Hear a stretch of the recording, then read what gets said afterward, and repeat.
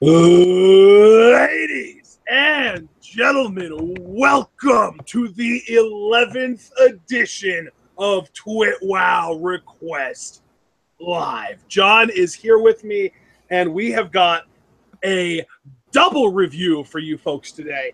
We are not only reviewing the final Monday Nitro that was basically also a simulcast with Monday Night Raw, but we're also reviewing that episode of Monday Night Raw, the episode of Monday Night Raw where Vince McMahon announces that he has purchased and now owns WCW. John, we watched this last night before we kind of closed and ended things, so I want to know, a little less than like 12 hours later, how do you feel about these shows?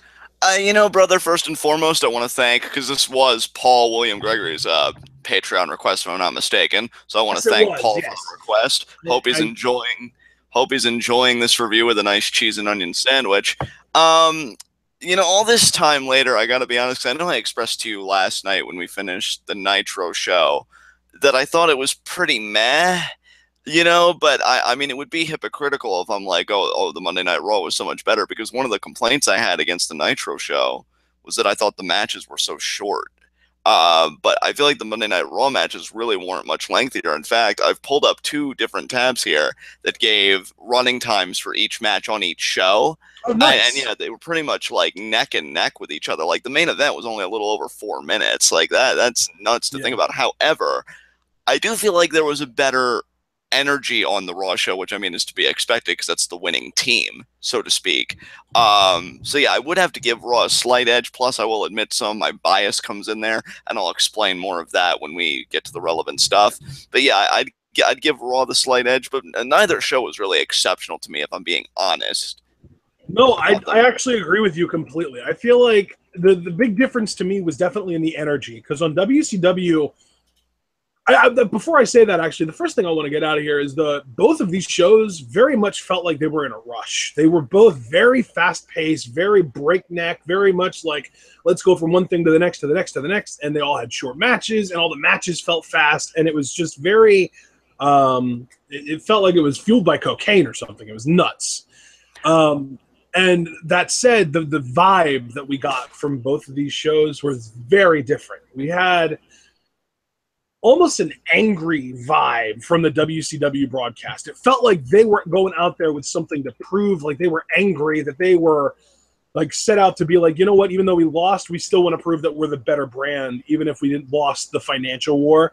And with WWF, it almost had like an air of arrogance. Like, yeah, we're better because we won the financial war. And because of that, we're just going to carry ourselves like we're just flat out better regardless. Did you get those vibes as well, John?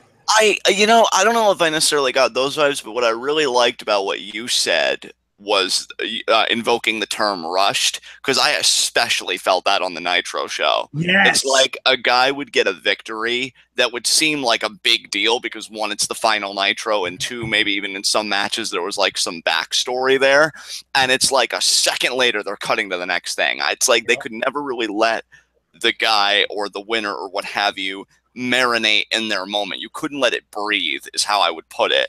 And that's the thing I felt really is, again, by both shows, sure, I'm not going to deny that, but I think more so by the Nitro show, I personally felt barraged. Like I couldn't really get my bearings from one segment to the next. And yeah, just very weirdly structured shows, both of them. So I definitely see where you're coming from as well. Another thing that I do want to say regarding this, specifically this episode of Nitro, is that I feel like this one isolated episode of Monday Nitro could be looked at as a microcosm for Monday Nitro as a whole. Because this was a show where you had your world championship, and not just the world championship, but a double title match for both the world and U.S. titles open the show, while a couple old guys with nothing on the line main evented. Exactly. I'm so glad you brought that up too, because when I mean, title versus title was the opener. I'm like, what? And especially because I mean, you have the timestamps open. How long did this match go? It felt like it was maybe 6 minutes, 7 minutes at most. I think I think I have the Nitro tab open now. Booker T and Scott Steiner, that match was 5 minutes and 11 seconds total. Yeah. Yeah. How stupid is that? This is the final episode, and it's a double title match, and it features a title change, and it's a 5-minute match. And can I just add one more thing? Because, I mean, everything you're saying is valid, of course, but on top of all of that, as if that wasn't enough to give it the main event spot and to at least give it like 15 minutes, there's also history here, because I heard commentary say that apparently Scott Steiner had taken Booker T out, so there's like that animosity there. So you also have, on top of the championships, on top of the dressings and all that, you also have built-in animosity, and you give these guys 5 minutes and 11 seconds. Is that a joke? I don't know, man. This really looking at the timestamps for both shows, it stunned me, because I'm like, you gotta be kidding me. But yeah, I really can't wait to unpack these shows. To me, like, it makes sense that Raw would have the shorter timestamps on the matches, because this was the go-home show to WrestleMania 17, so they don't want to give too much away. But with WCW, like, what do you have to lose? Just like send a couple of amazing workers out there and just let them go for 20 minutes and just see how people react. Yeah, I mean, because really, for all of these matches, I can't speak for you, because you're always a better note taker than me. In fact, I got to be honest, I even tried taking notes, and like the segments were just whirling by so fast I couldn't even again catch my bearings. But I'm not really gonna have much to say for most of these matches, because it's like you blink and you miss it kind of thing. So I'm ready to really get into these shows whenever you are, and I'm assuming we're gonna start with the Nitro show, correct? Yeah, we're going to start with Nitro, because that was the show we actually decided to watch first. And I'm glad we did, because the main event of this show happened at the midway point of the Monday Night Raw. So it's like this happens, and then the big Vince segment happens, and then the only stuff that happens after that is related to Raw. So chronologically, it even makes sense to start with WCW. And we open the show with Vince McMahon in front of this chain fence. And this is actually the scene that I took for my background that I made on this video right now. And he's just saying, you know, he's bought his competition. He owns WCW. And tonight he can address the WCW fans, WCW superstars, and that tonight will be a simulcast, and that the fate of WCW is in Vince's hands. Yeah, I personally enjoyed this, because, I mean, it is a historic episode. It does set that tone, like the war's over, and you could just see Vince. And here's the thing, I don't even think it was like a kayfabe thing. We talk about the real Vince McMahon all the time. He just oozed that confidence, man. Like, yeah, I won. Like, really, the only thing he could have done to take it a step farther is to literally whip his dick out and piss all over WCW. Like, he just oozed it, man. I hate to keep using that word, but yeah, I mean, it was just all over his face. He's like, I won, damn it, I won. And it's just like, my God, Vince, how erect are you right now?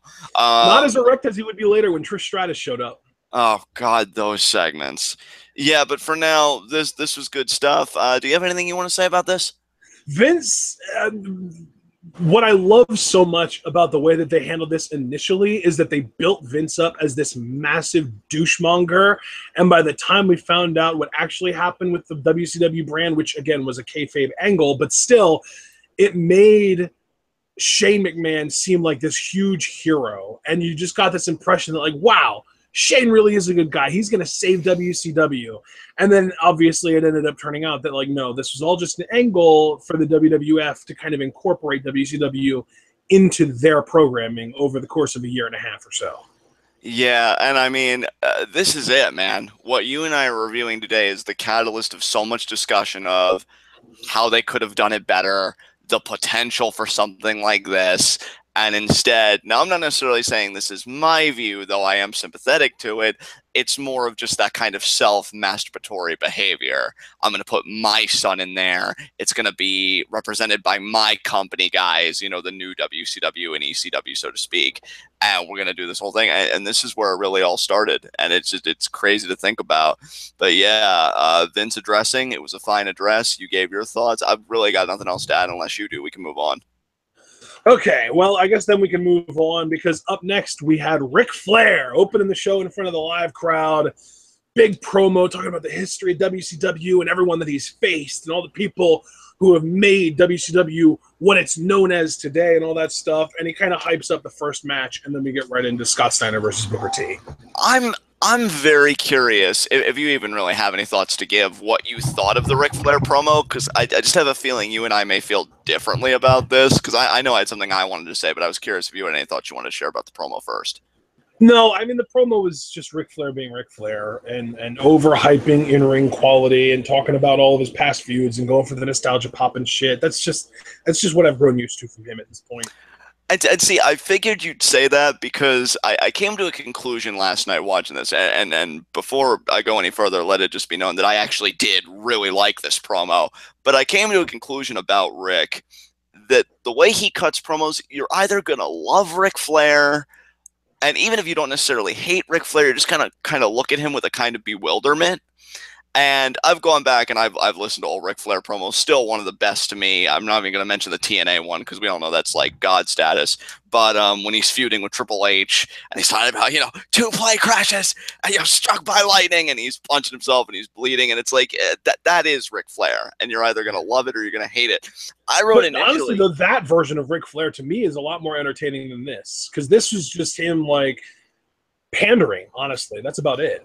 And see, it was pandering, but again, given the rest of the structure of this episode, I guess we really couldn't have expected much else. And I will say this, like, it did come off to me as a very passionate promo. The terminology I used, actually, in my notes, I said this was a kind of eulogy for WCW. That's a great way of putting it, dude. Yeah, that's exactly what this was. Yeah, because, I mean, he's talking about all the greats, like, Sting and Hogan and my best friend Arn Anderson. Yes. And, he's like, you can't take those men and you can't control their lives in the palm of your hands because, that's what Vince said in the preceding segment. WCW is in the palm of my hands. So I appreciated the fire from Rick, and then like he had, because of course classic Ric Flair, that one random bit where it's like, do you know when you were trying to be an announcer, your father picked me, and I'm like, Rick, what are you even talking about? That doesn't even seem like relevant to the rest of this stuff. But again, it's Ric Flair. and I'm not saying that as a kind of defense. I'm just saying very straightforwardly, I've watched enough Ric Flair promos to know, like, okay, this is how he is. This wasn't like some kind of degenerative thing or whatever. It just seems like this is how he's always cut promos. And yeah, I really did appreciate it. But like you said, after this, we got into Scott Steiner, Booker T. And I mean, what did you think about all 5 minutes and 11 seconds of this?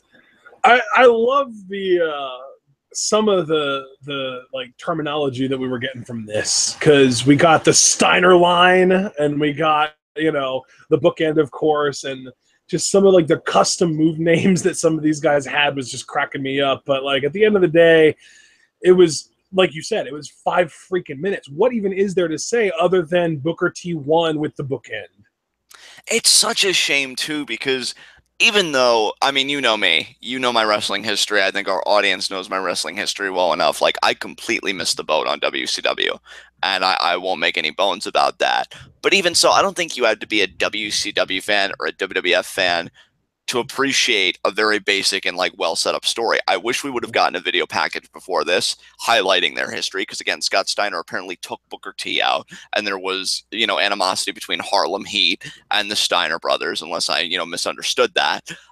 It was title versus title. You could have gone over the lineages of both belts, especially your world fucking championship in the freaking opener. And I would have given this. The problem is that it was in the opener. If they would have had it later on in the show, even if it was like the middle of the show main event, like the 1 hour, like the first hour main event, like what Vince's speech was on Raw, it could have gotten a proper video package and some actual build up and maybe even some time. You never know. But no. This is WCW Night of Champions, where every title is on the line, and at the same time, every title means literally nothing. Egg, dude, you articulated it perfectly. I wanted to get into this match. I'm a fan of both guys. Just really nothing to say, though. It was actually, I gotta say, too, it was kind of jarring for me. I don't know about you, but when Booker T hit the scissors kick, like, I thought that was going to be the end of the match, and then when it still went on for a minute or two after that, I'm like, oh. Well, no, because it's a world title match. You got to have a false finish. Exactly. Got to get as much as we can out of all few minutes we've got to work in there. Yeah, Booker T wins with the bookend. He unifies the belts, and I've got nothing else to say, man. That's it. That's your match. What is there to really analyze here? Would you like to know how long Scott Steiner held the belt before dropping it to Booker T here? Well, this is definitely the period I feel like where it was on extreme hot potato, so I'm going to say 2 weeks. No, he held it for a little longer. He held it for like 4 months, I think.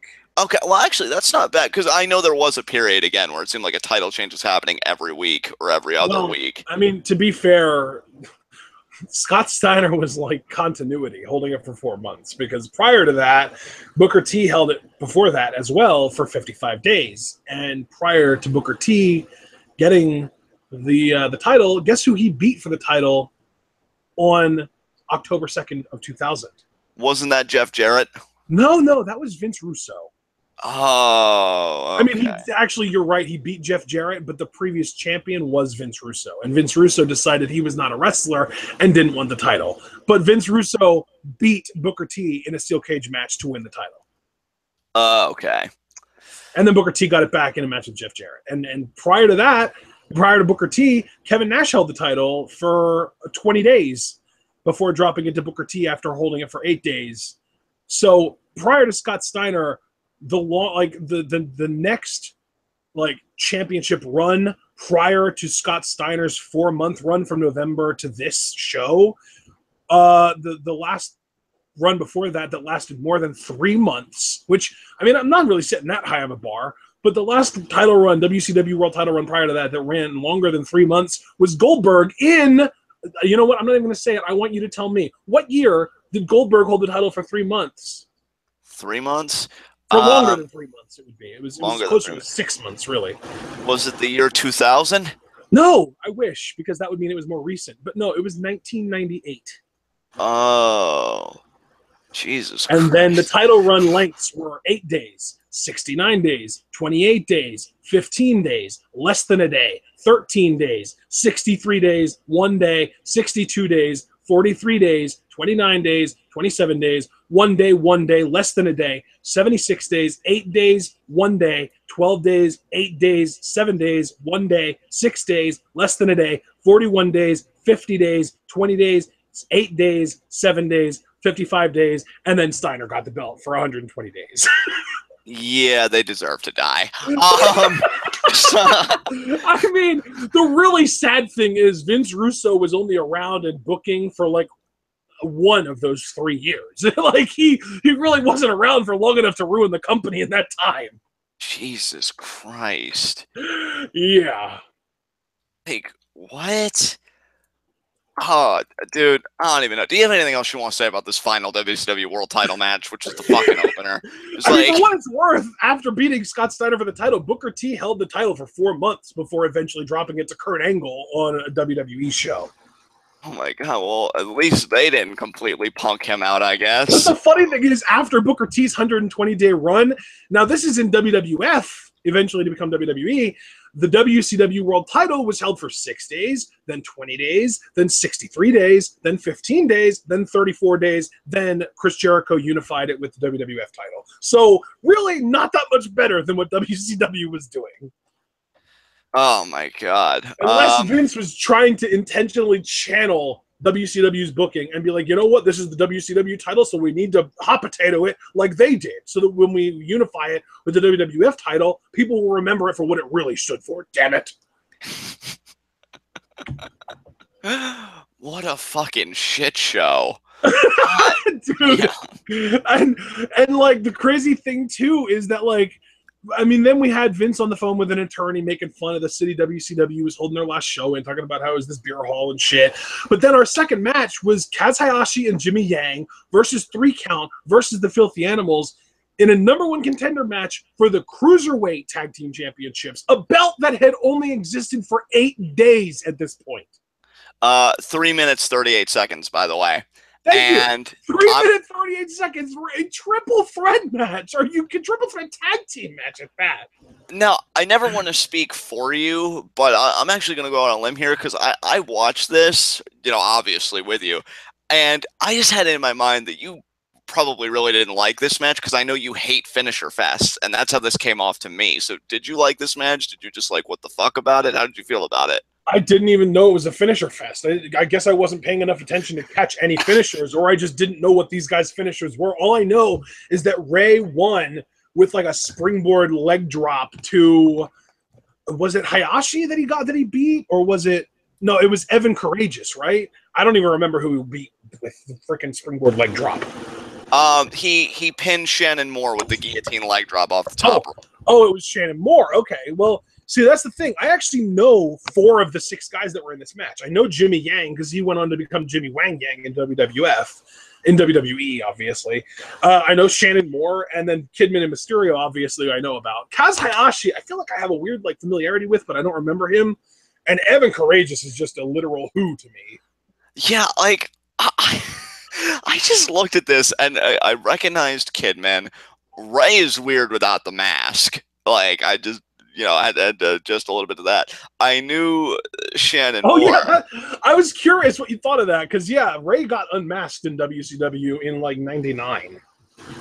I hate to, well, actually, no, not in this period, because this is the period where I grew up. So, I mean, obviously, I'd have that bias. But yeah, WWE, even, say what you will even about Triple H's reign of terror, God knows I have. But at least when they reintroduced the WCW title as just the big gold belt, the World Heavyweight Championship, at least they gave that some goddamn dignity and respect. Well, yeah, I mean, that was kind of unintentional, but I see your point. But yeah, putting a mask back on Ray, that was another smart move. Like, I'm not saying he looks bad without the mask. It's just, why? He looks like a child. He really does. I'm like, what's that teenager doing in the ring with Billy Kidman? Yeah, dude, like Ray, I mean, he was going on 30 here. He was like 28, 29 maybe, and he looked 13. That's just crazy to me to think about. Yeah, just another what the fuck kind of match. They all were. They really all... Dude, we have one match on here, and I don't know if you remember which one I'll be talking about, but we have one match on here that I kid you not, I feel like came in... Okay, no. It came in a little over a minute, but yeah, it felt like it was only 50 seconds. Like, matches tonight. Can I guess? Yeah. Stasiak versus Bigelow. Exactly. I knew it. I freaking knew it. That, like, you got to realize, as I was taking notes, I, like, 3 minutes would pass, and I would go back to my notes and realize that I'm, like, 4 segments behind. It's crazy. Dude, that's why, like, I'm sorry, it wasn't even me trying to be irresponsible. I really wanted to try because it's Paul, and I love his face, even if it does come with cheese and onions. But, like, the segments were going by so fast. I'm like, I can't even fucking do this. So that's why I pulled up the 2 tabs that I told you about, because even though they don't give, like, every segment, because I know there was, like, Vince did a few backstage things, which, let's be honest here, they were essentially worthless. I mean, some stuff on the Raw side was more meaningful, but on Nitro it was just, like, I mean, you know, self-masturbatory. Exactly. Well, it's McMasturbating. We've already coined this term. Yeah, McMasturbation, damn it. Yeah, I couldn't keep up. And I'm like, well, what's the point? What would I write for each one? What the fuck? What the fuck? What the fuck? What the fuck? Oh, really? You're going to have this match only go 7 minutes? See, no, fuck. And I guess I dedicated myself a little bit more to taking actual notes, because I do have at least a little something about everything in here. Well, kudos to you, man. Because that'd be like trying to crush coal into freaking diamonds with my sphincter. That sounds like a very painful process. How did I know you were going to bring this up as a butthole reference? Yeah, dude, because that's the amount of strenuous effort it would take to extract anything meaningful from these matches. From anything on this show. Like, it's your last show. I get it. You don't need to put effort into it because no one's going to remember it anyway, but it's your last show, so literally everyone's going to remember it, so shut up. Yeah, exactly. I got nothing else to say about this. We can move on. Can you imagine if they would have put enough effort into this to get a legit cult following, how much better the perception of TNA would have been, knowing that they designed that company to be like, oh, where'd the WCW fans go? Let's bring them here. Exactly. Yeah. Oh, man. I mean, hell, Jeff Jarrett might not be the best booker, but I guarantee you if you would have let him write this show, it would have been with some damn effort, because he was the one that came up with the idea to start a new company to try and recapture the WCW fans in TNA. And that was like literally a year after this. Oh, man. Well, I mean, his ambition was in the right place. Execution was a bit questionable after a while. Precisely. All right, so then we move on. We got a big announcement later tonight, Ric Flair versus Sting. And this is the one that I'm like, oh, okay, so the world title jerked the carton, and these old guys with no stakes are going to main event the show. But then we got Vince McMahon on the phone again, Trish Stratus shows up with some like Chardonnay and a couple of glasses, and then they make out. Like, yeah, Vince openly just making out with a woman who's not his wife on his television show. Great job, brother. I will never understand. If I had a million eons to live, I will never be able to fathom how him and Linda did not have their honeymoon in divorce court. Because this is some bullshit, man. I mean, it's all for entertainment, Linda. You gotta understand, I'm playing a character. Just because I go out of my way to write my character to make out with all the hottest women on the show, it's just a coincidence, I swear, damn it. I watch Vince interact with Trish, and I've watched clips on YouTube of him interacting with Tori, during the same kind of storyline. And, it's like my gag reflex as a 60-minute Iron Man match. And I always think that it's not going to go the distance. But it does, just the way I always think, well, maybe they'll realize that he's just a lecherous perv with leathery skin. But he must always come out looking so radiant when he emerges from his Lazarus pit, because I don't fucking understand it. So, yeah, that was a thing. That happened, and I just kind of want to put it out of my memory now. So what came after this? Yeah, well, after this, I mean, we had the third match of the night, which... honestly, I'm going to say it was the best match of the night. Chavo Guerrero versus Sugar Shane Helms for the Cruiserweight title. And this was another, 3-minute match. But I'll be damned if this wasn't the most entertaining match on this show. You know what? You're absolutely right. These guys didn't get a lot of time, but I felt like these were the only guys. Now bear in mind that I'm giving this compliment knowing that Ric Flair versus Sting also happened on the show, but you might actually get a mini rant from me when we get to that. Yes. I feel like these guys actually maximize their minutes. They went out there and they did a match that I was entertained by. They gave a brief history of their rivalry in the Cruiserweight Championship, because apparently Chavo was this long-standing Cruiserweight champion and Shane Helms this new kid on the block, really proving himself. He's the champion. He's got all this stuff to prove.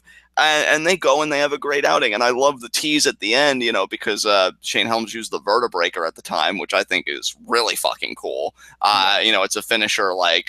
Homicide made me a fan of it. And now when I see anybody use it, I'm like, oh, yeah, it's legit. And we know Mariposa uses it currently as the butterfly effect. So, yeah, Chavo counters it the first time, but then Helms gets it the second time. He gets the win. But I actually felt like these guys had one of the better matches, and how poetic, too. Because when we reviewed, what was it, partner? Halloween Havoc, 97? I think so, yeah. 97, yeah. The Cruiserweights were the best part of that show, and I dare say that the Cruiserweights were the best part of the final Nitro, if for nothing else, this match. So, good stuff. Good stuff.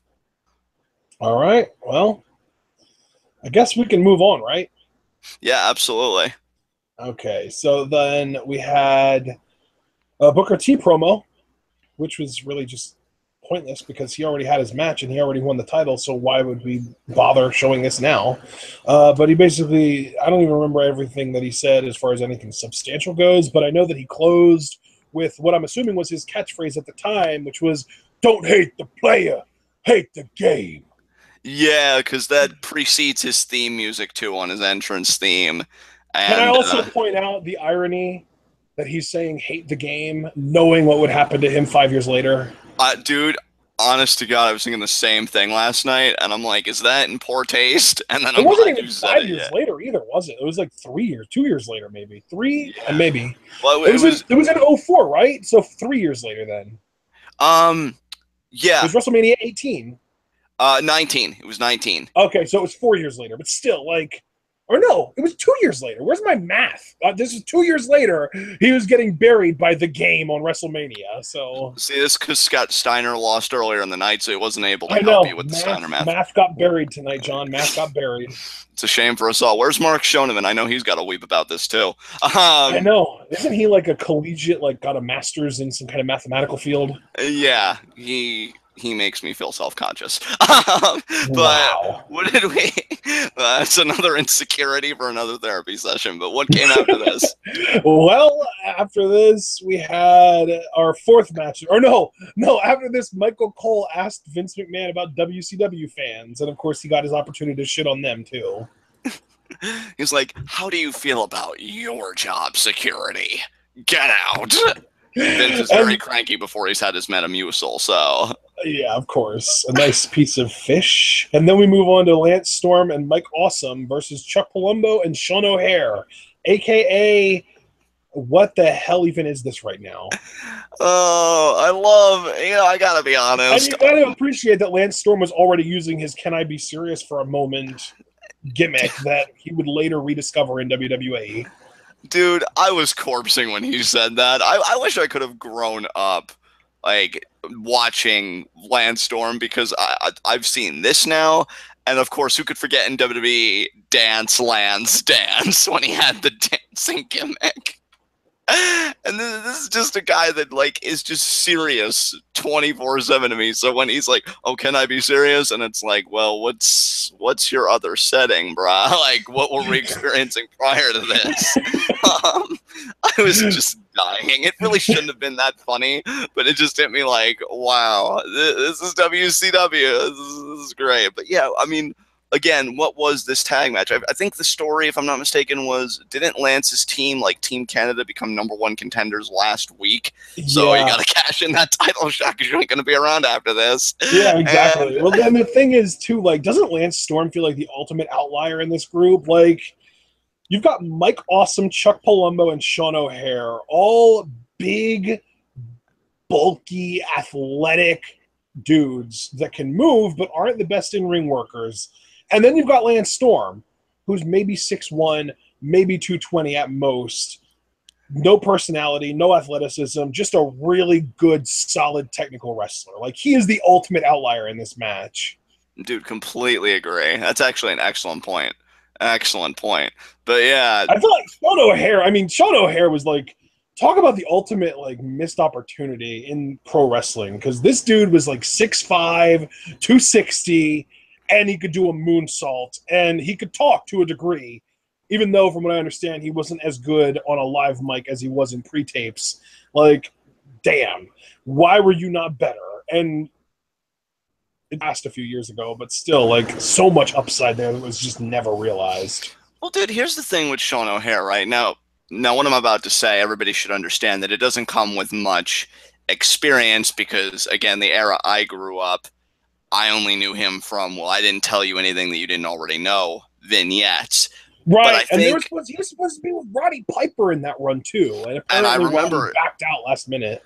Well, I remember he had brief interactions with Roddy, but Roddy couldn't fully commit. But here's the thing about, like, everything that you're saying. And again, I'm not the best judge because I'm not so experienced with him. But I think when you have the kind of look that he does, the vignettes had a great tone to them. And I think he had a presence about him in the backstage stuff.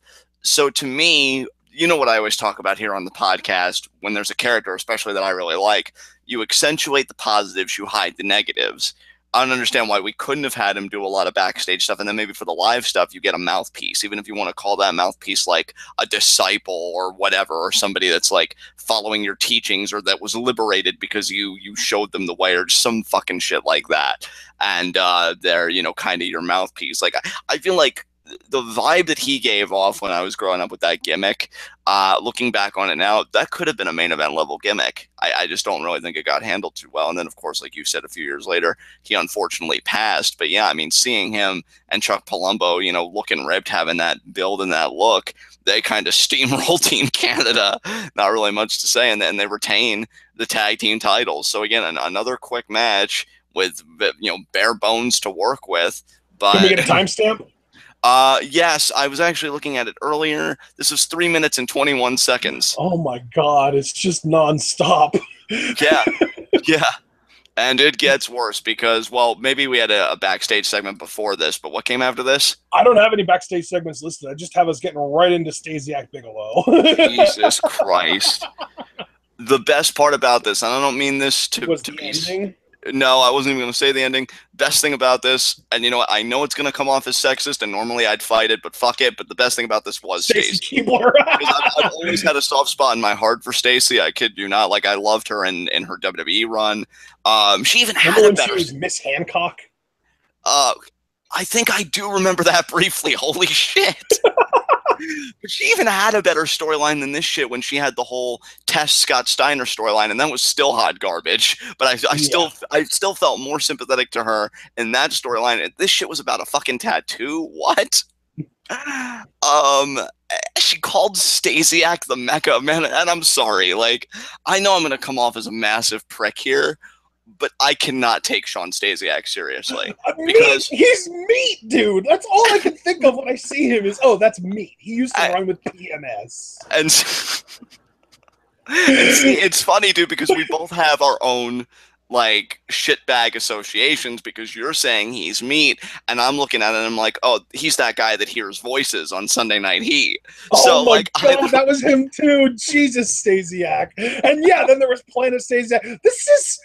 Guys, this is Stan Stasiak's son, and this is what we think of him. Like, what happened? He recently got back in shape and he wants to be hired. And it's so funny we're talking about him now because that was only a few days ago. And I'm like, bro, you come back on my television, I am laughing at you so hard. Like, I am not giving you a chance, bro. It is going to be mockery. It is going to be high school all over again for your ass. Oh, my God. Like... This is going to be my most Johnny Scumbag moment. Well, possibly Ric Flair Sting might top it. I don't know yet. But Stasiak just has that face. It's not even like he did anything wrong. He just was born with a face that I'm like, whatever happens to you, you deserve to fail and you deserve to be bullied. And I don't apologize. I will still laugh at him. I hope the last thing I do before I die is remember to laugh at Sean Stasiak. Because what the fuck even was this shit? Oh. You know, Stacy will do anything. Oh, I wasn't talking about her. I was talking about you. And now explain something for me, because you're the intelligent one between the two of us. Can you fucking explain to me, what was the step that Stasiak had to get a tattoo of Bam Bam Bigelow on his body? Yes. Okay. First of all, that is some dumb fucking shit, all right? Yeah. Second of all, like, because here's the thing. I would obviously be proven wrong about this, but I thought originally that Nitro, because it was the last episode, that they were going to go out on a high note. You know what I mean? Like, they were going to have all the good guys win. Because you had Booker win the title versus title match. You had Filthy Animals, you know, win the number one contenders match. And I think they were babyfaces because they seemed well received by the crowd, and so on and so forth. But you have Stasiak win here, which I know I shouldn't even really be getting too critical of a match that was only 1 minute and 23 fucking seconds. But guys, like, I mean, I've seen a few posts about this in chat. Like, that's the kind of match length that would lead to a Twitter protest these days. Yeah, and I'm like, it just, again, seemed to me that you were going with, like, you know, good guys winning, going out on that high note, final episode, curtain call and stuff, and you don't even give, even if it was quintessential WCW, which, believe me, that this just seemed like, in the end times, this seemed like the new norm for WCW. Oh, you have to get a tattoo of me on your body. You weren't even going to do it for the crowd. Like, you were really looking to just get the hell out of Dodge. I don't know. Like, I just felt like the narrative structure was going one way, and then Stasiak winning, like, completely subverted that. So it's not so much that, oh, I was wrong and I'm salty. It's just, wow, the one time that a good guy winning, and you could actually do something, even if it's cheeky as fuck, but something to kind of leave us with, and you pass. So yeah, fuck this match, dude. This was awful. Do you have anything you want to say about this? I love, too, that, like, the one match that has these, like, long-term implications that you would literally never have to own up to because your show is ending and they don't go with it. Like, I mean, they could have literally just done, like, a fake tattoo and nobody would have believed it was real, but it doesn't matter because what are you going to do, call them up for something that happened on a show that doesn't exist anymore? Everything you're saying was my thought process. I was even like, oh, well, it's not like it's serious. They'll use a fake tattoo, right? Turns out the best tattoo apparently is no tattoo because Stasiak won this fucking match. Yeah. I hope Planet Stasiak suffers the same fate as Krypton. Fuck Planet Stasiak. Oh my God. So up next we had William Regal in Vince's office telling him about this new WrestleMania 17 shirt he's been wearing, and that's really all this was. And then we get into DDP exposing the business. Yes. Oh my God, dude. You know what though? bringing it back down for just a second. I can't even really hate on DDP too much because he knows, right? Like, the company's ending. It's whatever. I'm just going to let my flag fly. I'm going to thank everybody. So honestly, you know what? In a show full of so much crap and sludge and WTF moments, this is actually one of the highlights of the show to me because it was nice seeing somebody be candid about the end of WCW. Hell, if you were gonna be this rushed with your matches, and I knew I wasn't gonna get something match wise, I would have loved, like, throughout the night, like they do on a memorial episode, because it might as well have been, because a company died rather than a person, people talking about their WCW memories. So, you know, that I feel like could have at least been remotely interesting. And yeah, I actually liked what DDP did here. I'm not going to lie. So, I mean, do you have any thoughts about it? No, I thought it was cool because he pretty much said, like, the fans and WCW helped to turn Page, whatever his last name is, into Diamond Dallas Page. And, like, I appreciate the logic that he used to get there, but, like, I just feel like you could have done this another way. Like, you didn't have to have this on your television show. That's like, you're not going to have, like, an episode of Game of Thrones where on the show you have one of the actors coming on and thanking their colleagues for having, like that makes no sense. Like, okay, let's have an episode of The Walking Dead where the actor who plays a character who died in that episode thanks their colleagues for allowing them to become this character. Like, no, you do that on, like, other mediums. You do that on the freaking DVD extras or on The Talking Dead. You don't do that on the actual show. Right. I get what you're saying. Hell, at the time, maybe they could have had DDP operate one of the phone lines. And Fred. Oh my god! Yeah, that was around the time. I mean, this was a little bit past, like, the peak of the phone line era, but it was close enough. And for an additional 99 cents a minute, you can hear about DDP's favorite WCW moments. Oh my god! All right, what came after this? Oh yeah, so then we get to, what did we have after this? Let me bring up my notes real quick. Back to Vince's office, talking about how, it's just about that time, and then we get to our sixth match of the night, which was the Cruiserweight Tag Title match. Rey Mysterio and Billy Kidman versus Kid Romeo and Elix Skipper. Honestly, yeah, not really much to say here. I mean, this match was 4 minutes and 43 seconds, but the Filthy Animals do win the tag titles. I feel like, didn't it come down to Ray and Skipper? I thought Ray pinned Skipper. Or was it Kidman that pinned Skipper? Do you remember? I'm pretty sure it was Ray that did it. Yeah, because I feel like Kidman played defense. And yeah, not much. I specifically remember Kidman standing up when Ray hit the pin. Right. So yeah, I mean, not really much to say though. I mean, Filthy Animals win 2 matches in one night, #1 contendership and tag titles, because, you know, why the hell not? It's our last episode. Not like you're gonna have to defend those tomorrow morning. So yeah, I guess good for them. Do you have anything you want to say about this match? It just feels like whoever had the book on this show was just giving the titles to all of their favorite performers. Like, oh, that guy works really hard. He deserves a championship. Do it. Yeah, exactly. So, really nothing much to say here. Good for the Filthy Animals, I guess. Good for Ray. And then we get to Ric Flair versus Sting. You know what? I'm going to mute my mic because I want you to be able to go off on this. Now, to be fair, I don't even know how much I am going to go off, but seriously, guys, fuck this match so fucking hard. Because here's the thing. You don't have to, in my mind. Now, again, that's open to debate. If anybody wants to disagree with me, of course, that's your prerogative. But to me, you don't have to be a WCW guy or a WWF guy. Like, to me, the names Sting and Ric Flair are transcendent, right? Like, you say those names to me, and even if that's not my company, that's not my brand, I know who you're talking about. It's like Hulk Hogan in that way.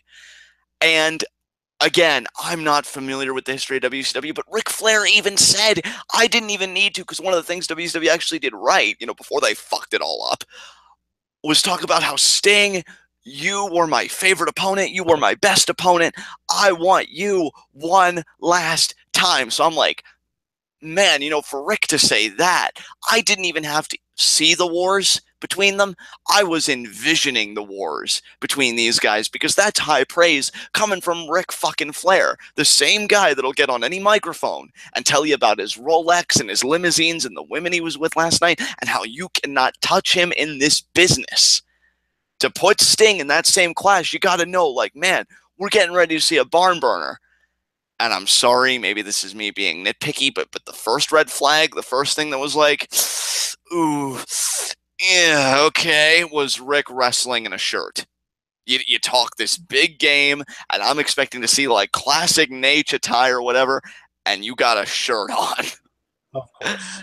And then, like, it just, what was it? To me, there was no drama in this match. No tension. I feel like the figure four barely had any time to breathe before Sting reversed the leverage.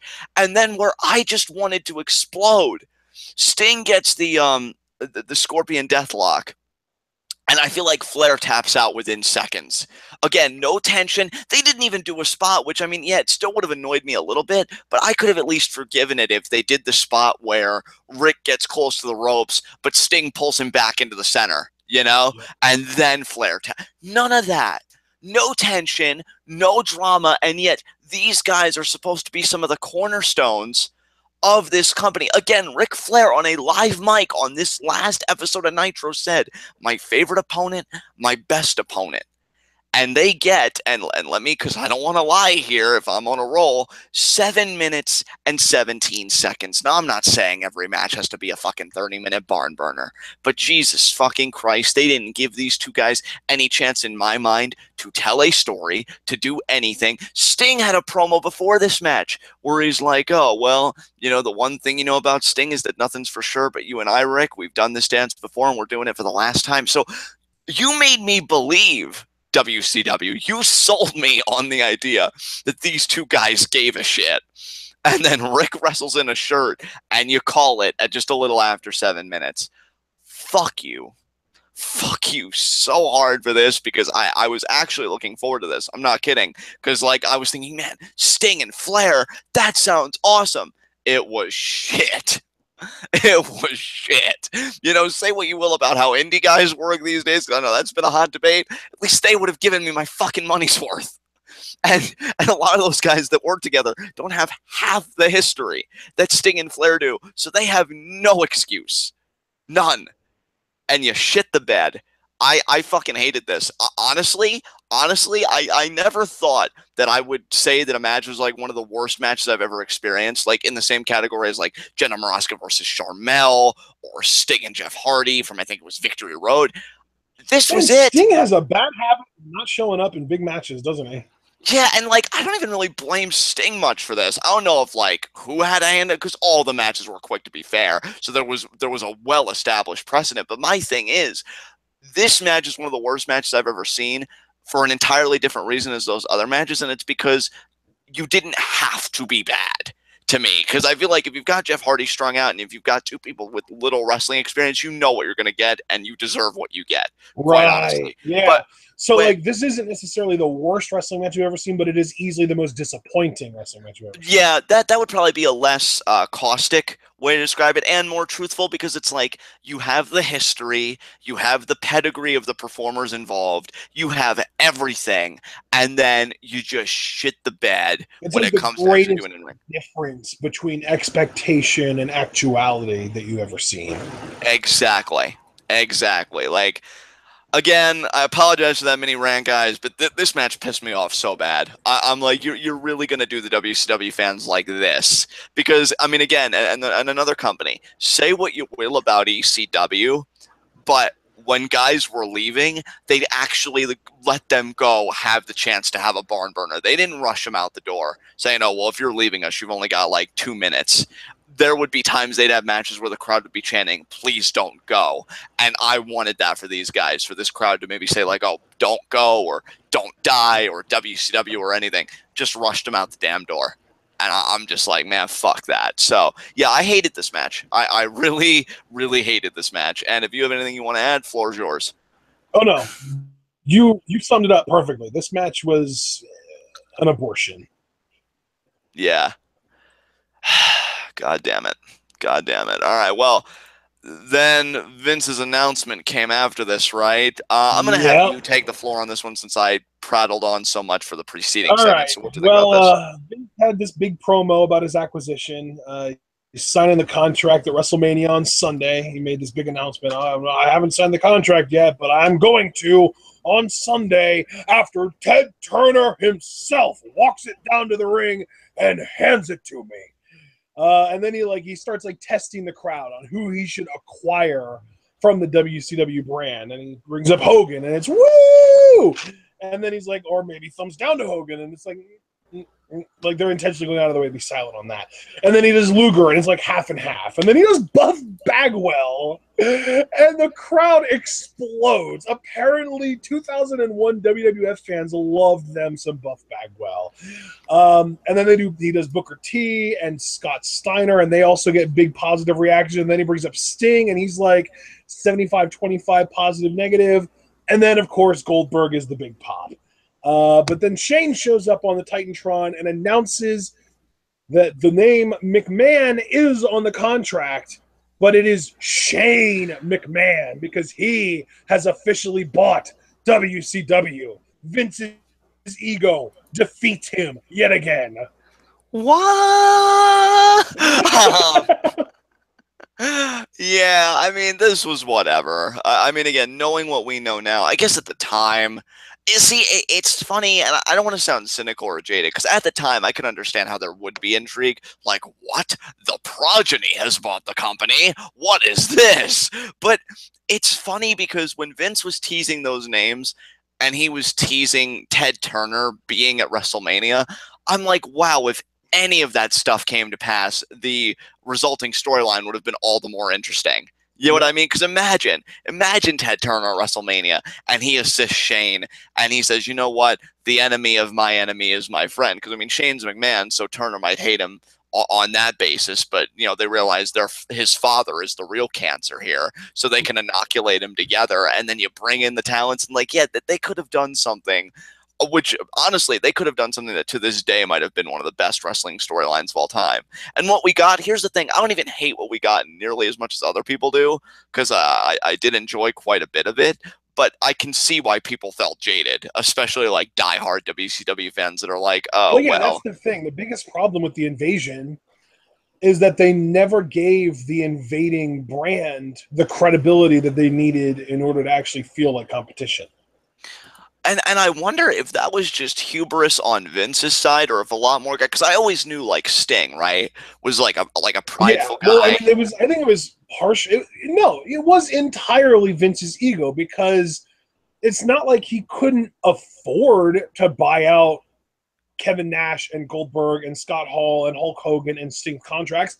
He just, on a business level, decided that they weren't worth it, and that he could make the WCW invasion work without those guys.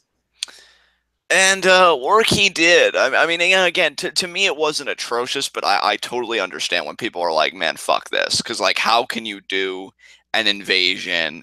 Like, the only real notable guy that, you know, as part of that big Survivor Series match to culminate it, that was a WCW guy, was Booker T. And, like, that's it. And I feel like even when he got to that match, he wasn't even a big player because he wasn't a WCW champion or anything like that. He was just along for the ride, which is really a shame because, again, as we noted on this final episode, he unified the U.S. and world titles. So, yeah, just a lot to kind of facepalm with here. That concludes Nitro. And, man, what an interesting experience this was. I got nothing else to say, brother. Whenever you're ready, I guess we can get into our Raw review. All right. Well, Raw opens up with Vince talking about his purchase, but then as far as the actual in-arena, in front of the crowd stuff goes, Kurt Angle opens the show. Yes. Oh, this segment. And Kurt says, you know, I know there's a lot of talk going on about, you know, and he mentions the whole WCW thing, but, you know, I've got even bigger news. WrestleMania is this Sunday, and I don't even have an opponent yet. And he's just thinking, that's unbelievable. The idea that the gobbledygooker, and I think he mispronounced his name a few times, but he does eventually get it out, that intelligence and everything, those three eyes, has a match before I do. Kurt essentially says, like, that's insulting. And Kurt's just complaining about not having a WrestleMania match until that music hits. Oh, God. I can't hide it. I can't hide my bias. Chris Benoit's music hits. He comes out, and dude, what do you think of the old school Benoit music as opposed to the more recent version? It's grown on me, man. It's grown on me over the years. I love it. I even work out to it sometimes. I ain't gonna lie. There will always be a part of me, and I get it. I get the controversy. There'll always be a part of me that loves Chris Benoit. And when he came out, I popped. I'm not gonna front about that. He said, Kurt, I have really good news and I have really bad news. The good news is I too don't have an opponent for WrestleMania, just like you. The bad news is I also don't have an opponent for WrestleMania, just like you. And Benoit straight up says to Kurt, I hate your voice. I hate your whining. I hate your complaining. And you know what? You want a WrestleMania match? If you give me the time, I know I'll make you tap out. And Kurt just has that indignant look like, me? No, good sir. I'm an Olympic gold medalist. Does Canada even have an Olympic team? And Kurt tries. So good at playing indignant. Kurt tries getting the jump on Benoit, and then this sequence that they have just gave me chills because it made me think back to their Royal Rumble match. And I know Paul's been saying like he's going to request WrestleMania 17 for us down the line, and if he does, I'll be able to see this match. I don't think I ever really saw it, but yeah, Benoit tries for the crossface. Kurt does the leg pick, and it seems like he's going to get the ankle lock, but then Benoit fights out of it again. He gets the crossface, and Kurt is tapping out, and I'm like, freaking the fuck out. I'm like, oh my God. It's like, again, not to wear my heart on my sleeve, but I can't help it. Like, I see it, and like, it's been 10 years now, so obviously you get over it, but in those moments, you realize how good you had it when you had it, and just seeing that, I'm like, he is so fucking good. And then Edge and Christian come in, and they, like, save Kurt Angle, and I love that Kurt Angle, who just got his ass beat, which is appropriate because America seems to be getting its ass beat on a regular basis anymore, and it's his music that plays. I'm like, no, play the other theme. Play the theme of the winner. So yeah, my mark definitely showed in this. It was a good feeling. Loved it, man. Can't hate on this. Do you have anything you want to say about this? I love that. I love that you were able to get so invested in this in such a short amount of time. That's great. Yeah, man, this was so good. That and our, what resulted from this later, I also popped for, which we'll get to. But yeah, I just had the biggest smile on my face. So again, thanks, Paul, because like I smiled so wide my cheeks freaking hurt. So unless you have anything you want to say, we can move on. Well, later on, we had the old Vince on the phone in his office segment, very similar to what we're seeing in WCW. But then we get our first match of the night, and yet again, giving the old college try to outdo WCW on short match times, Taz versus Val Venus lasts about 2 minutes. Yeah, dude. And this is a lumberjack match with the rest of Right to Censor and the APA all at ringside, and there is constant shenanigans after the first, 20 seconds. It's funny because, and here's the thing, if I'm going to call out one, I have to call out the other. I criticized Nitro for its final episode having shorter matches, and while, again, as you eloquently noted in the opening of this review, Raw was working under different circumstances. While Nitro seemed to have less breathing room because it was your final show, and what about going out with a bang? With Raw, it was their go-home show before Mania, so you don't want to give away too much good stuff. But the timestamp here, Taz defeated Val Venus in the lumberjack match, 52 seconds.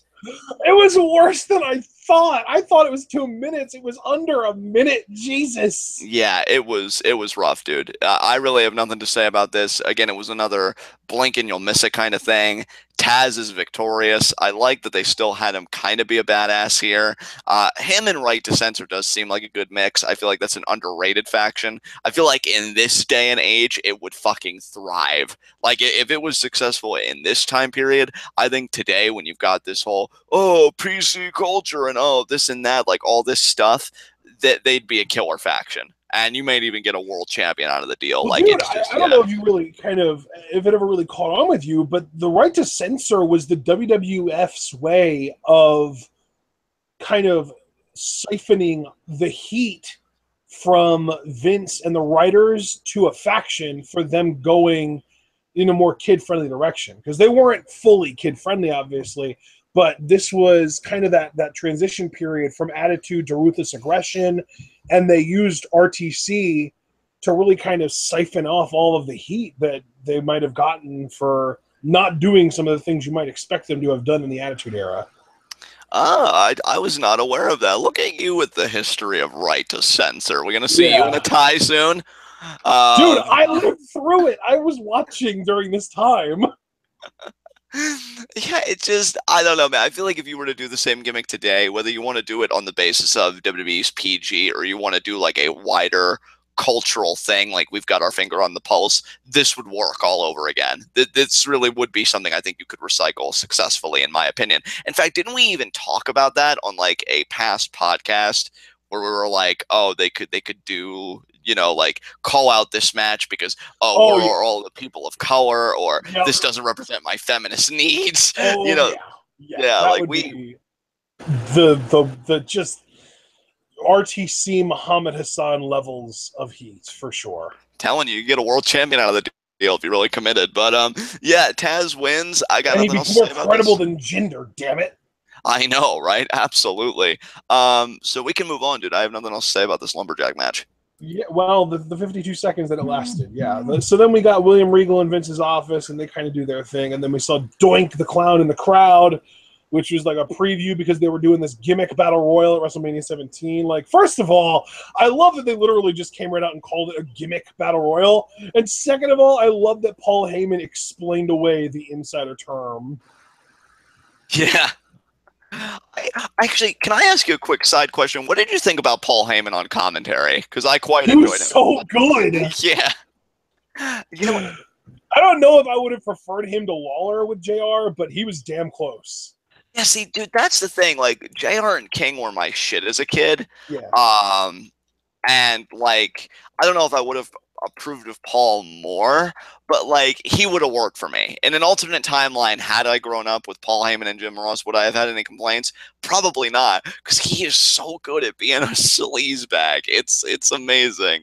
But, yeah, I enjoyed it, too. We got this whole gimmick battle royal, and Paul's just freaking out about it, so that's great. And then, what do we get after this? Because I feel like I know, but I'm not entirely sure. Regal comes out, and he cuts this promo, and he starts talking about WC, and then he says a name. I don't remember what the name was, but it was like another tease at him talking about WCW. But he calls out the Hollies, specifically, and then both Crash and Molly come out, but he throws Crash out of the ring because he wants a match with Molly. Yeah, dude, I'm sorry. This was hilarious. Oh, for sure. This was great. This was like top-notch. Wish we could still do it in 2017 type heel work. Oh, absolutely. Because Regal, and people always say that, like, Regal was wasted because while he did stuff in the mid-card and had some, like, great feuds, they always thought he should have been that world champion kind of guy, and I'm definitely sympathetic to that viewpoint. I love me some Regal, but the idea that he would just attack Molly, put the Regal stretch on her, and then what makes it even funnier is Crash actually does get back in the ring. He tries, right? He tries, and he gets pitched out. Number one rule of the Stump Squad, John. Recite it. Never try. Right. And never hope, never dream, never want, never need. Exactly. And not that it even matters, but the timestamp for this, because you couldn't even really call it a match because it was like a DQ finish and it just went nowhere. This was 28 seconds. So Regal just making quick work of everybody. But then Doink comes in and makes the save, and Doink seems rather spry. You know, he seems quick on his feet, seems like he's got that athleticism, but then he uses a submission hold that looks familiar. Yeah, he's a little bit too, I mean, you already said spry. I can roll with that for it to be Steve Lombardi in that costume. Yeah. And, you know, we see him apply the walls of Jericho, so clearly Doink is a Chris Jericho mark, not that I blame him, but oh, wait, that is Jericho. Which, I mean, same thing, because Jericho is definitely a mark for himself as well. I couldn't even hold it against him at this point. But yeah, he you know, takes off the wig, reveals himself to be Jericho. This was a fun segment. You know, again, I can't really hate on this. Yes, it was quick. Yes, it was like a flash in the pan kind of thing. But again, it's like we noted in the beginning, it's all about energy. I felt like this Raw, despite the fact that it was just as quick, if not quicker in points than Nitro, had a better energy to it than Nitro did. It's almost like Nitro was like, we're dying. This is it. You know, just take what you want. And Raw's like, no, this is the show before WrestleMania, which you should totally buy, by the way. So yeah, good stuff here from Jericho. Good stuff here from Regal. Really good stuff from everybody. I got nothing else to say. Unless you have anything you want to add, we can move on. All right, let's move on then. Up next, we had another Vince's Office segment.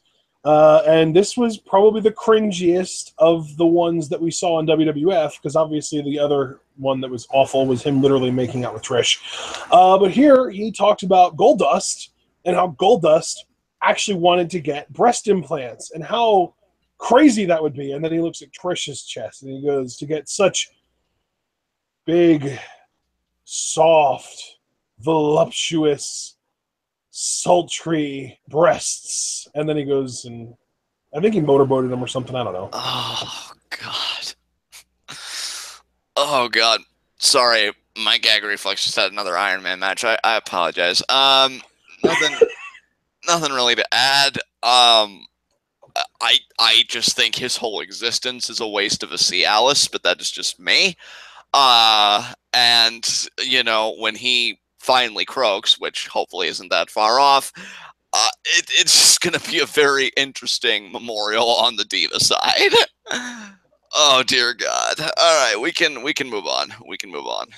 Okay, then we get Edge and Christian excitedly telling Kurt Angle that they are now in a 6-man tag match tonight against Benoit and the Hardy Boys. Yeah, and they introduced Kurt Angle to a dear friend of theirs, all while Kurt's trying to convince him. I didn't tap out, guys. I didn't tap out. I was reaching for the rope, I swear. And it's Rhino. And I actually do remember Rhino when he came in very early, where he was like, you know, really was like this wild beast and very excitable.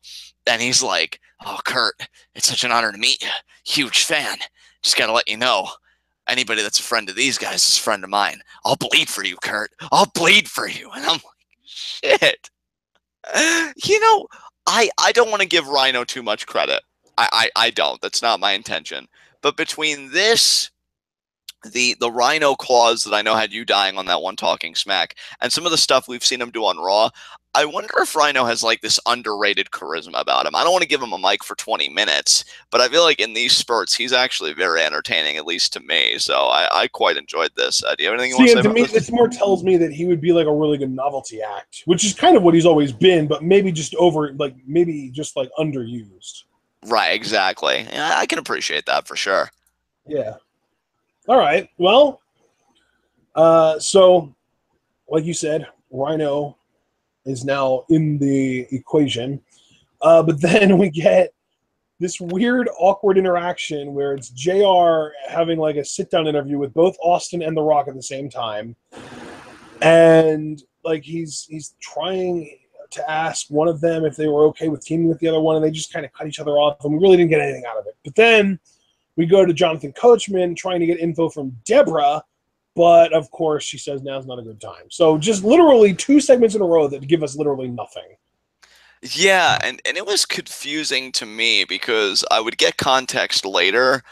Deborah, we all know that Deborah was like Stone Cold's wife at the time. What I did not know was that she was The Rock's manager at this point.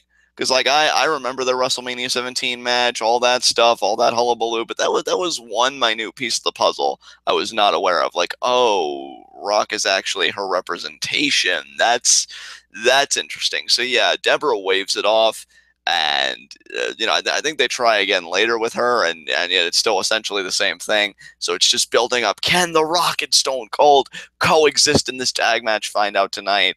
And yeah, I got nothing else to add. We can move on if you want. All right, so then we got the old Vince speech from the same one that he gave at the end of WCW, and of course the Shane announcement and all that shit. But we already talked about that, so we can just move on past it. Up next, we got the Hardy Boys and Chris Benoit versus Edge, Christian, and Kurt Angle. Again, I love this. It was a quick match. You know, I ain't gonna lie about that. How long was this exactly? Let me look at my timer. 2 minutes and 20 seconds for a 6-man tag. But again, my bias is clearly showing. I will not hide it.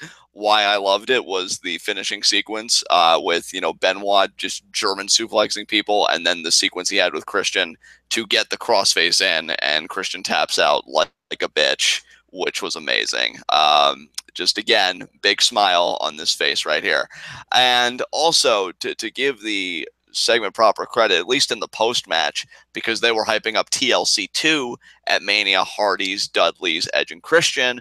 Dudley's had Spike, Hardy's had Lita, ENC has Rhino. Well, last week, Rhino gored Spike through a table in the corner. So there goes the Dudley's third man, at least for the time being. So this week, what they do, we have Rhino hit 2 gores. I think the first one was to Matt. Then Lita goes to check on him because obviously at that time they were dating. Rhino comes back in and he gores Lita. So not only, and I got to give them credit for this, not only is it just a good segment for the fact of like shock value, like, oh my God, he really is this untamed beast. He gored Lita, or if you really want to be that general, he gored a woman. What?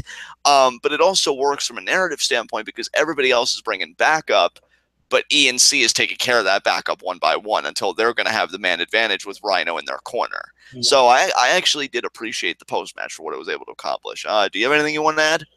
No, I agree with you. I even have in here, like, people were freaking out about Rhino and his gores. Yeah, those gores were sick. So, yeah, like, there was even like a Benoit dive in here that was pretty cool too during the post-match brawl. That's right, there was.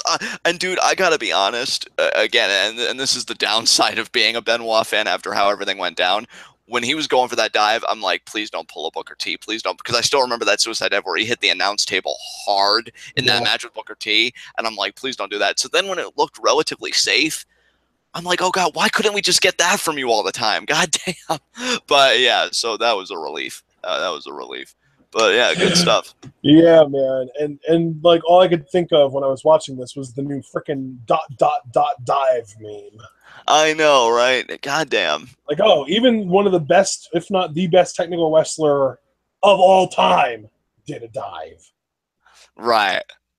Jesus. Words, suck it. So now we get Kevin Kelly, who really just, man, this guy's never really been good at his job, has he? Interviewing The Undertaker. Apparently Triple H isn't in the building. I guess Triple H gave Taker, what was it, 16 staples or stitches or something? It was, yeah, 16 stitches in his head, yeah. Yeah, and Taker's pissed about it. And that's about it. Yeah, that was essentially it. He just said, you know, I can't wait to get my hands on Triple H. I can respect that Rock and Austin have their beef. But, you know, tonight, just me and Kane, and we're just going to destroy everything. So, yeah, good stuff from Taker here. Not much more you can say than that. And then we move on to Test versus X-Pac with Eddie Guerrero as special guest referee. This just shows you how great Eddie Guerrero is, because this was better than it had any right to be.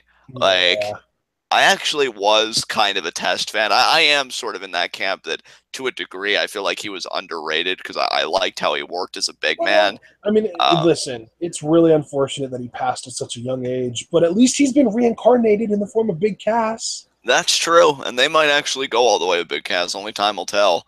But the difference, Cass can actually talk. Yeah, that's true. I mean, a bigger difference is that Cass is nowhere near as ripped as Test, but he's also not roided up, so he probably won't die early either. Exactly. There you go. You just had to cover all those bases. But yeah, we have X-Pac and Test working together. Not bad stuff. I actually like that Albert was the enforcer for X-Pac. I actually bought him in that role because then he comes in towards the end, gets the Baldo bomb on Test, and Eddie's that was just such a cool looking move too, and the fact that he could do it to a guy as big as Test is a testament to his power. Hey, dude, I'm not ashamed to say I was an A-Train fan. When they gave him his semi-singles push, like we're gonna push you moderately, but not too crazy. I was behind it. I'm like, I'm moderately. Exactly. Like I remember his matches with Brock Lesnar, and I'm like, damn, he's actually somewhat underrated. Like his in-ring work, it's good shit. Dude, that was the best version of Brock too. Yeah. So yeah, X-Pac wins. He pins the European champion. And Eddie Guerrero saying, I'll see you Sunday at Mania. But yeah, Eddie just with the charisma, with like the slow counts, and he tries counting so fast for X-Pac and then distracting the ref while Albert does his business. Like, to me, Eddie Guerrero made this match. And it's funny because he wasn't even competing. It just shows you how good he was. And this was even at a time, I feel like, when he was still struggling through his stuff, like his addiction and everything. Like, he wasn't fully, didn't put it fully behind him, and yet he was still going out and like freaking killing it. So yeah, I mean, definitely one of a kind. X-Pac gets the win, and I noticed he had a different theme because I was expecting like that, make some noise, X-Pac, and it was kind of, I think, like a rap theme instead or something. I'm like, yeah, Pac, you do you, and it doesn't matter, nothing matters. So that was that match. Do you have anything you want to add? No. So then Michael Cole tries to get a word from Stone Cold, but he gets snubbed. So this is like how many interviews on this show where somebody's trying to get information from a performer or a manager, and they just don't get anything at all. It's like the most worthless attempt ever. See, and now seeing the man that Cole's become, it all makes sense because he probably hears this like, oh, you want me to call the moves? You want me to actually do play-by-play instead of like advertising and joking around with my colleagues? Well, maybe you guys should have supported me getting interviews backstage when everybody would snub me. This is your fault. It's your fault. So yeah, I just feel like Cole, they were really giving him a rough time, and he was just simmering on the inside thinking, someday you'll be coming to me. That's my headcanon anyway. So yeah, nothing really to add. I just had to, talk about my pointless headcanon.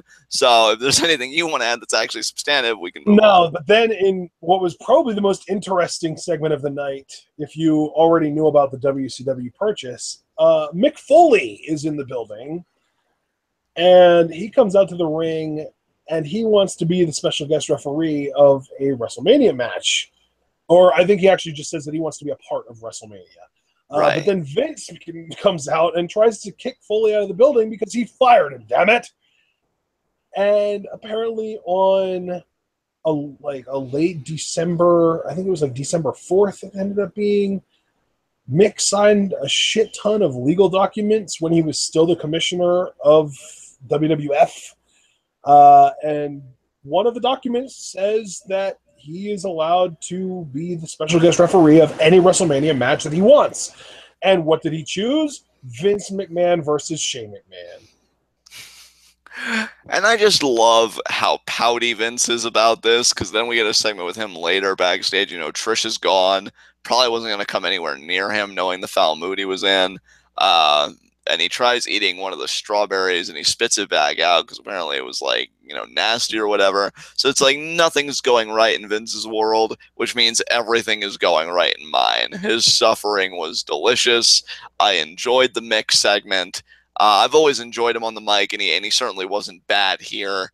I'm glad I really got to appreciate him at his best when I got older, though. And yeah, we know that Mick is going to be a special guest referee for Shane versus Vince. And yeah, nice little final drive forward. And again, this is on the Go Home show that we're doing these adjustments to certain matches. So I find that very interesting. And I got nothing else to say, so we can move on. Okay, well, up next, we actually had another segment in Vince's office where he bites a strawberry and then spits it out and throws it away. Yeah, like I said, when I mentioned this, it's just like nothing goes right for Vince. So, that just means everything's going right for me because his suffering is just fantastic. So, yeah, strawberry soured on him. Everything soured on Vince. And couldn't have happened to a nicer guy. So we can move on. Yeah. And then we get our fifth match, Chris Jericho versus The Big Show. And this is the semi-main event. And this is another clusterfuck. Yeah. 2 minutes and 42 seconds. Big Show ultimately beats Jericho. So that's Big Show now who's pinned. With a chokeslam. With a chokeslam. He's pinned the Intercontinental Champion. And the match all broke down because initially it looked like Jericho was going to win thanks to Kane interfering because Kane comes out. And then Raven comes out because apparently they're going to have a triple threat hardcore title match at WrestleMania, if I understand that right. But then Regal comes in and does the Regal cutter to Jericho. So when Kane had come out, and even Jericho got a lion salt, it seemed like it was going to be the beginning of the end. Then Raven came out to isolate Kane, and then when Kane was busy dealing with that, Regal snuck in, got the Regal cutter. That's how Big Show was able to get the chokeslam and the win. But I might have been half asleep when I wrote this note, but I have in my notes that Regal snuck in and hit Jericho with a trash can lid. Is that legit, or am I just delusional? No, I don't remember a trash can lid. I just remember the Regal cutter neck breaker. Okay, so yeah. I was barely conscious at this point. This was very late at night, and I was trying to take notes, and apparently I did a bad job of it. Because if you just want my verbatim notes for this match, I have Chris Jericho versus Big Show. Kane attacks Show. Raven attacks Kane. Regal sneaks in and hits Jericho with a trash can lid. Big Show wins via chokeslam. Post-match, Kane nails Show with a chair. Jericho tries to attack Kane, but not much he can do against Kane. Yeah, I feel like all those notes are correct, but I honestly don't remember a trash can lid. That's not even to say that that's wrong. I just personally don't remember one because it doesn't even seem to be in Regal's style. Remember, his whole heel thing is that he's gentlemanly and polished. He probably would have thought hardcore wrestling was beneath him. So, yeah, but like you said, though, Kane does hit Big Show with the steel chair. He stands tall to kind of end this because, again, we know it's a triple threat, him versus Big Show versus freaking Raven, which I adore Raven, but WWF did not know what they had. Yeah, he was definitely out of place, especially with how WWF was using him, because I was even thinking, like, wow, wouldn't it be great if Raven was able to cut promos in WWF like he did in ECW, and maybe he's like the Dr. Frankenstein of this equation, and like he can rein in these two monsters, but now he's lost control, but he's still the most intelligent guy of the three. Like, they really could have made him something. I was just doing this mentally in my head, just watching this interaction, knowing what Raven could be. But yeah, that is one thing I will always say. I think they missed the boat on him, but it was what it was. And did we get anything before the tag match after this, or do we get right into our tag team main event here? If we got anything in between this match and the tag team main event, I didn't write it down. So I'm just assuming we got right into our main event. Taker and Kane versus Austin and Rock. And the only note I have for this is that Austin wins for his team and that Rock got the upper hand to close the show. Yeah, I mean, that's essentially it. The only other important point to note is that Austin only got the upper hand because of Triple H. Because Taker gets the choke slam on Austin. He's going for the last ride, but then Triple H clocks Undertaker, I think, like on the back of his head. Triple H, you scumbag. Exactly. I thought he was on vacation. Wah. You mean an employee of the company is showing up to work? Before WrestleMania? But yeah, I think Austin got a stunner after this. And he pins the Undertaker. So, like you said, Austin got the win for his team. That would never happen in today's day and age. Right, yeah. I feel like they would have just thrown the match out, for sure. Disqualified. Because, we got to protect the Undertaker. But yeah, then Austin, like you said, he does the whole beer thing. But then The Rock stuns Austin, and Deborah's freaking out. Which, again, I'm sorry, that's so weird to me. Why would The Rock agree to have Deborah as a manager? That doesn't seem to be in The Rock's style. I feel like he would have told her off. The idea that, that is her role. I think that he won Deborah as his manager in, a match with a stipulation on it. Oh. Well, that's interesting. Even still, it doesn't seem like Rock to just embrace that prize. It seemed like he would have verbally down-dressed and then gone on his own way. Because, what, I don't freaking know. But Rock, he opens a beer. He leaves it by Austin, which I thought was a cool visual. I mean, these guys just get it. Regardless how you feel about them, I just feel like they knew what they were doing. It was their big WrestleMania match this Sunday. Rock walks back up the ramp with the WWF title. And that's how we end Raw. So, on the whole, definitely a better episode than Nitro, but I wouldn't even really say by much. I think a lot of what you said at the beginning still stands here in the aftermath of it all. I mean, do you have anything you want to add about the final interaction between Rock and Austin? And if that it's like the difference between a 6 out of 10 and a 4 out of 10, I couldn't have said it better, man. I'm right there with you. I feel the exact same way. And it's not even one of those situations where, like, oh, if you take the best from both shows, you get a 10 out of 10, because, like, nothing on either one of these shows was better than, like, a 7.5 out of 10. Right, exactly. I feel like the single best match between both shows was, like, maybe the Hardys and Benoit versus Edge, Christian, and Angle, maybe. Either that or, again, Chavo versus Shane Helms for the Cruiserweight and that title. was like less than 3 minutes. So yeah, like it was rough. It was like you could tell that it was a really awkward time and that everyone's minds were elsewhere, but it ended up leading to one of the greatest WrestleManias of all time in WrestleMania 17. So I don't know how they pulled that off after the shit shows that we've got on this Monday, but I'll be damned if they didn't. Yeah, I mean, like you said, they pulled it out of the hat, which, again, you know, if Paul has his way, we will be talking about WrestleMania 17 down the line. In the meantime, though, this was the last Nitro and the Raw before WrestleMania 17. Do you have any concluding thoughts you want to give? Because I really don't, at the risk of sounding redundant. I don't really know what I can say at this point. I feel like we've covered everything from top to bottom, beginning to end, inside and out, and it was entertaining for sure, but definitely not quality.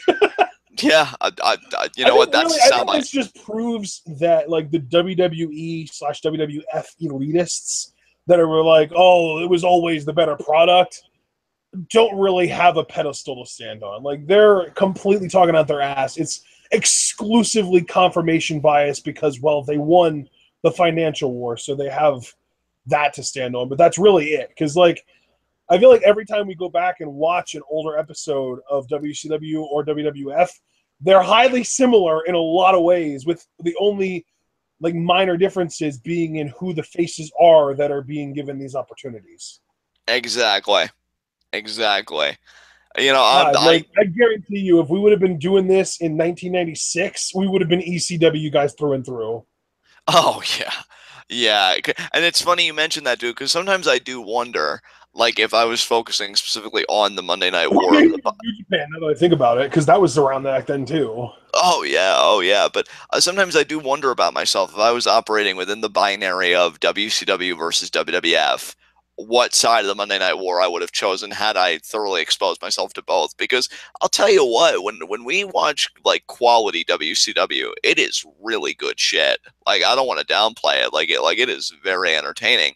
But you could say the same thing, well, really about all wrestling, if we're being honest. But, you know, especially for this time, like when WWE or WWF hit their stride, you know, there was a lot of quality stuff there as well. It's just, there also shows, though, that when they shit the bed, they commit and they empty those bowels something fierce, because it is bad. So yeah, I mean, that's essentially it. Like you said, Raw won the financial war. Actually, you had the perfect soundbite earlier when you said, with both of these episodes, entertaining but not quality. You know, because I think there is a difference there. And yeah, I got nothing more to add. So if you want, you could take us home. All right, man. Well, I guess this is actually a really good opportunity then for me to bring up that this review was requested by PW Gregory, as we've already mentioned. But the way that he actually accumulated the sort of revenue to be able to request this video, it wasn't an all-in-one kind of donation. It was the video itself is about $25, and cumulatively he did that over about 4 months. So it's not like he did a one-time $25 donation and boom, we do the review. He accumulated that over the course of time, and you can do that as well. I know Sal said, oh, I wish I had disposable income to be able to donate to your Patreon and request a video. Well, you can. And the best thing is now you actually have even more of an incentive to donate $3 a month, because at $3 a month, it's a pretty low price point, and you get exclusive access to the official Patreon TWitWoW Discord, which is a really well-done chat app where you'll have access to me and John and all of the other TWitWoW fans that have donated, and we can all have conversations about anything you want, wrestling or non-wrestling. It doesn't matter. We have chat rooms for both. You can see everyone else's messages, including ours. We can see yours. We can all talk to each other. If you want a more private conversation, you can direct message someone in Discord within the confines of the Discord app. You can run it through your web browser. You can run it through a separate desktop app. You could even run it through a mobile app, and they're all really well designed, really good GUI. So yeah, you guys definitely have an opportunity there. And I mean, it's like I said, it's $3 a month. So if you want to donate $3 a month and do that over 7 months to accumulate $21, you could request a review of a 3-hour show, or a live reaction to a 2-hour show, or a live reaction and review of a 1.5-hour show. You know, you've got options there. And I saw in chat, Cliff said he asked to request an ECW show for us, and that's great. If you want to do it all in one shot, that's nice. If you want to kind of build it up, that's fine as well.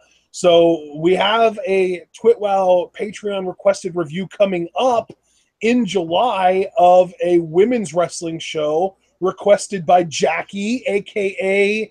in chat. I don't know if she's still around, but she was sassy and always classy. And that should be a lot of fun. Tonight, we're going to be live reacting to SmackDown Live, of course. And then tomorrow night, we'll be doing a live reaction to Lucha Underground, and then a review of both Lucha Underground and NXT. And then on Thursday, John, what are we doing Thursday? Q&A. Q&A. Yeah, Q&A. So make sure you get your Q&A questions in. I'm going to continue plugging the new $3 a month price point for Discord access on Patreon, because it's a monthly thing. So if you donate $3 before the end of June, you will get Discord access for all of July. So it's really timing wise, now is probably the best time to put those $3 forward if you plan on doing it, because if you wait until July 1st, that won't get processed until the beginning of August. And I'm sure you're going to want in on the Discord during the G1 Climax, which is in both July and August, but starts July, I think, 17th. So that should be... I didn't want to cut you off, but I wanted to chime in to also kind of plug the Discord, because, and you can vouch for me on this, I finally started to be more active on there. Yeah. And, I mean, we tried the Reddit experiment with John, but he doesn't really seem to go on Reddit very often. I'm going to be honest with you guys, I hate Reddit. I don't think I'll ever go on there again. I've had bad experiences. I mean, there you go, though. We can get you in Discord. Discord's really nice, though. Yeah, I didn't mean to interrupt you, Ashton. I just wanted to come in and promote the Discord as well, because I have been on there more now, as I promised. And guys, I've had terrific conversations with Ashton, Paul, Cliff. I know Jarveris is also on the Discord. We talked about the nature of the business. We talked about G1. Guys, for those of you, I don't know how many are in chat right now that liked when I did this. There was a time when we would be on hiatus that I would like live tweet during Raw. Well, now that we're not even doing Raw reviews anymore, if you want even a semblance of a Raw review, join the Discord, because we talked about Raw last night, segment by segment. I did miss some stuff because I've got company here right now. So I'm officially making the full-time transition from live tweeting to live Discord chat on Raw. And I'm going to do the same, Ash, and that's what I'm getting at. It's kind of a weird thing for me right now, because like I got stuff going on, but yeah, I still was a part of a good chunk of the show. And yeah, for those of you that liked me live tweeting during Raw, get on the Discord, $3 a month. I'm being more participatory in there. I did some stuff in the general chat, did a lot of stuff in the wrestling talk. So yeah, guys, it's a great experience, because you get to have conversations with us. And I've already decided that the stuff I talk about in the Discord, you're not going to hear me talk about it on Twitter. Like that's Discord stuff. And we had so many great conversations on there. You know, you'll want to be a part of that, guys. I think it's more than worth the $3. And like Ashton said, you want to get in on it now, because it seems like an ideal time, given that G1 Climax is right around the corner. So just wanted to pipe in, Ashton, give my 2 cents, but please continue. All right, 1 second. I'm just replying to Paul in chat real quick. And there we go. And okay, well, there you go, guys. John's in the Discord. We're all enjoying the Discord. It's actually a really, really well done chat app, like I've said multiple times before. Go ahead and donate $3 to the Patreon, and we'll give you access on, I think, July 1st or 2nd. As soon as the payment gets processed on Patreon, we will send you a 1-hour invite link to the Discord. So that should work. And we will be moving on to, I guess, tonight. SmackDown Live should be a lot of fun. And we will see you guys there. Hopefully you enjoyed this review. I know we enjoyed it. And hopefully you all enjoy SmackDown Live tonight. And we'll see you all there. Make sure you always stay tuned.